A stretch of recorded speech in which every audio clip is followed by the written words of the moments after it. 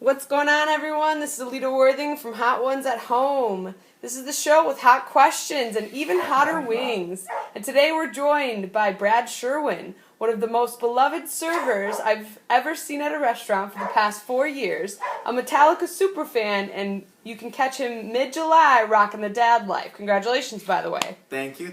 Happy to be here. It's a pleasure. Been a big fan for a long time. Happy to make dreams become a reality. All right, so we're going to start off with hickory smoked barbecue. It's like sriracha. It's no big deal. So I know you were the youngest of 5 growing up, and your older brother Luke and you kind of hung out in the same friend group. What is some of the craziest stories you have from that era? Wow, there's a lot. I'd say probably one of the dumbest is... can't say anything too incriminating, is making works bombs, where you put toilet bowl cleaner and aluminum foil and baking soda into a 2-liter bottle, and then you shake it up and throw it, and it makes a big explosion after the pressure builds up. And we're doing it one time the dumbest way you could possible, where we were playing hot potato with it. So all of us were around in a circle and made a chemical bomb and essentially threw it back and forth until finally, one person missed it and it went and rolled into the grass. It was our friend Andy, and he went over to pick it up and throw it again, and it boom right in his face. And if he wouldn't have had glasses on, he probably would have lost his eyes. But so that was probably the dumbest thing that we did growing up. So you guys were a couple of hooligans back in the day. You could say that. Alrighty. So we cleared the whole wing. Very impressed. Cleaned Very it. impressed. You know that barbecue sauce gets a little crazy. That's wild. So the next sauce we're going to is chicken wing sauce. It's a generic chicken wing sauce you put to base or marinate your wings. I've heard from a couple different people that you've been to a ton of concerts. What are your top 3 concerts and why? Metallica would definitely be number 1, since that's my favorite band. And saw them twice, but it would be the first time I saw it. Second one would probably be Robert Plant. Seeing him with all my brothers and sisters and Reef, and seeing Robert Plant was probably one of the other most cool spectacles to see a legend like that play. And then the other one would definitely be Mumford & Sons, who played at the same festival, so it's still with all them. But they had, what's his name, Tom Morello from Rage Against the Machines come on, and Avett Brothers, Soul Rebels, and just a stacked lineup. So those would probably be the top 3 best live shows I've ever seen. What about festivals? I know you've been to a lot of festivals. What would be give us your top 2 festivals and why? First year Okeechobee will be number 1. What kind of music is played at Okeechobee? That's why it's the best one, because they go all over the board. It's not going to be just EDM. It's going to have your jam bands, your mainstream bands, your classic bands, all over the map. So it's got something for everyone. You don't just, drag someone if they're going to listen to some electronic dance music or some just jam band to the same song plays for 20 hours like Fish or something. So that's what I'd say. Nice. Any other ones besides Okeechobee? Somerset was good. Otherwise, Halloween. Going to an already Halloween costume-centered festival, that's already everything you pretty much want. It's a little spooky, it's a little fun, it's a little creepy, but... A little bit of everything for everyone. Nice, nice. So the next wing on our docket is Louisiana Supreme Hot Sauce. All right. Another kind of generic one, but stepping it up a little bit on the Scoville level. I got a little heat. So you know that you've worked in service industry for a couple of years at a beer bar. Tell me what you think it takes to be a good or impressive bartender or server. What stands out when you go to a restaurant when people are serving? Being able to bullshit. Whether that's to your table and having a good conversation with them, whether that's about something you don't have that they want on the menu, you got to be able to roll with it and be quick on your feet enough to, oh, we don't have that, but in case, just to be quick, you got to know how to bullshit one way or the other. See, that's probably the biggest thing that'll help you out one way or another. So kind of just knowing your customers, knowing what they want to talk about, how they want to be served. Because once you do that, you not only make a mutual friend or an acquaintance for a little while, you've got someone that does enjoy coming back to that restaurant because of a personal experience that you kind of let them have.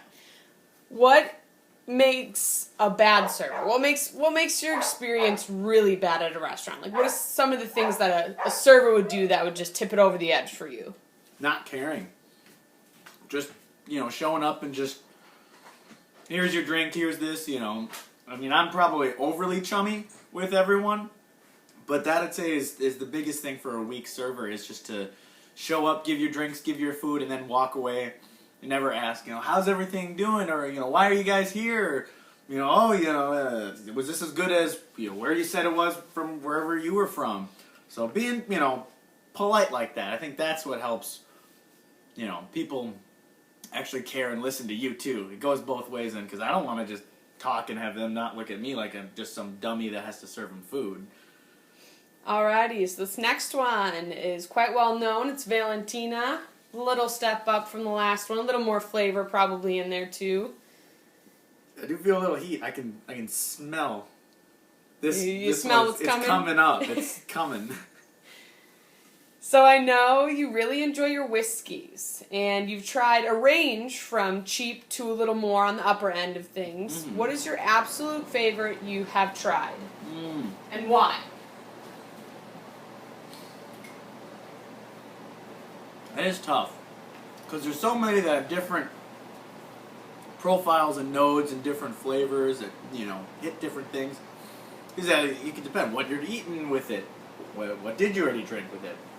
But I'd say one of the smoothest and best. I'll give you two answers. The first one that kind of introduced me that there's a step up above normal bourbons and whiskeys was Whistle Pig. Having a 12-year Whistle Pig was like, wow, alcohol doesn't have to taste bad. It can actually be something that has a developed flavor and a profile to it. And so that's what got me to want to try more. And then Blanton's would be the one that, after having that, it was just like, mind-blowing of like, this can actually really taste good. And that's expensive. I mean, you can pay, anywhere between $15 and $25 for like a 2-ounce neat pour. So that one's a little up there, but it's worth it. One or two of those and you're good. So people normally assume that the more expensive the whiskeys are, that the better tasting or the smoother it'll go down. Do you agree with that statement, or do you find there's a different trick to buying whiskey? What is your opinion of that? I disagree. I think that, for one, everyone has different tastes. Everyone has a different palate, so it's going to be what is good to you individually. What makes you think this is enjoyable. But I think there's a certain level of like tiers where you've got your rails down here, and then you get to maybe buying like a $25 to $30 bottle. That's all going to be about the same. But then you can have a range of like $30 to $60, and some of those whiskeys and bourbons are going to still hit the same nodes and the complexity of flavor that these ridiculously expensive ones, that's $250 a bottle, that's $100, that's an $80 bottle, whatever it is. You can find things that are going to have a lot of that same thing. Keep your hands down. Or don't, go to the bathroom, keep your hands clean. Just gotta be careful there. But I think that there's a tier of rail whiskey is mostly going to be in your rail whiskey category of it just being meh, but you don't have to break the bank to get a good bourbon or whiskey. Nice. So this next one we're going to tends to be the one that trips people up a lot. Just don't think about it or smell it. It is called Da Bomb, and this is from the Hot Ones show. So again, be careful around your eyes. Good luck to you, sir. I think I'm already. I can feel tears swelling already. Cleaning it is gonna be the hard part. Okay, here we go. I drooled. Oh God, it's instant. So on the show, we do a segment called Explain That Graham. So I'm going to show the camera a picture and then show it to you, and I want you to walk me through where you were, what you were doing, why this picture, give me the whole lowdown. If I wouldn't have seen the show, I wouldn't know what you're even saying. Already, I can feel it. All right, so explain that Graham. That would be at Nick Stefanski's house. And that's about as far as my brain went. And, I don't drink coffee. I'm already wired enough. I don't need to get caffeine in me for most of the time.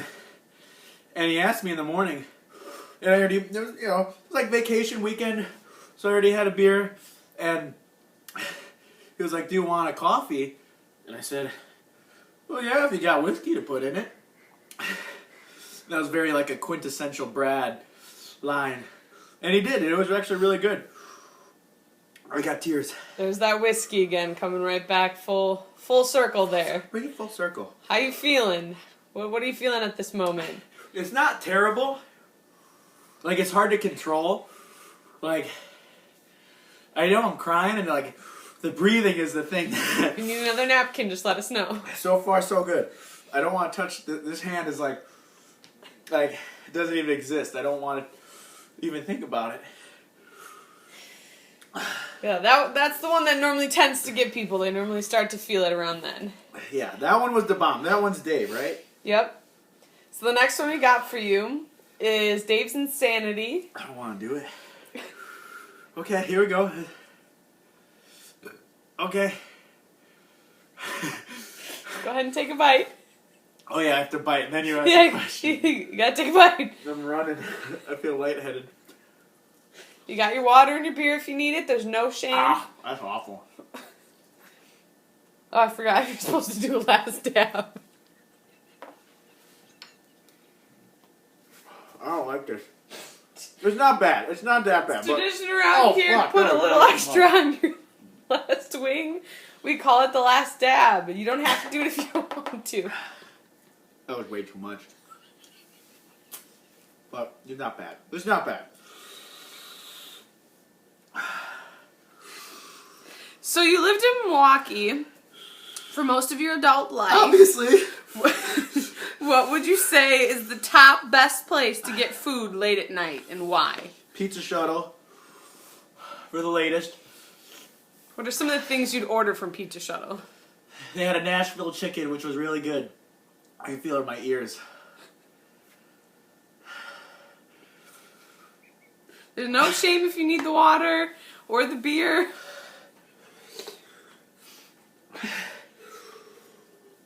Calzones. Calzones were good.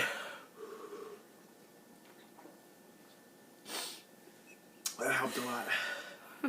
I feel lightheaded. Is there anything else that was any other place besides Pizza Shuttle if they were closed or not delivering? Pizza Shuttle.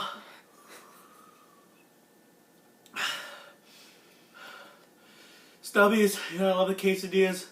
Love the wings. Love the burgers. But Pizza Shuttle. Alright, 6 wings up, 6 wings down, and there's nothing left to do but to roll out the red carpet for you, my friend. Look at this camera, look at this camera, and tell us what you got going on in your life. You know, just living life, living hard, building barns, you know, get ready for a baby on the way. Excited for that, you know. July 20th is the due date. Coming down. Almost just can't wait for it to be born. Get to the next step. It's like, how long can you be pregnant for? It just keeps going. But, you know, you need a barn? Let me know. I'll help you build it. You need a song? I'll help you write it. You need a painting or a drawing? I'll help you do it.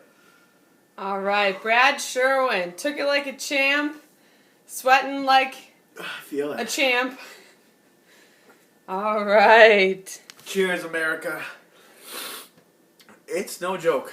I love you all. To all, a good night. Yeah, feel the burn. Yeah, I feel it. It's in my nose now. I wiped it and I put it in my nose. That was a bad idea. I should have got a fresh paper towel. Do you need more? Yeah, it hurts to breathe.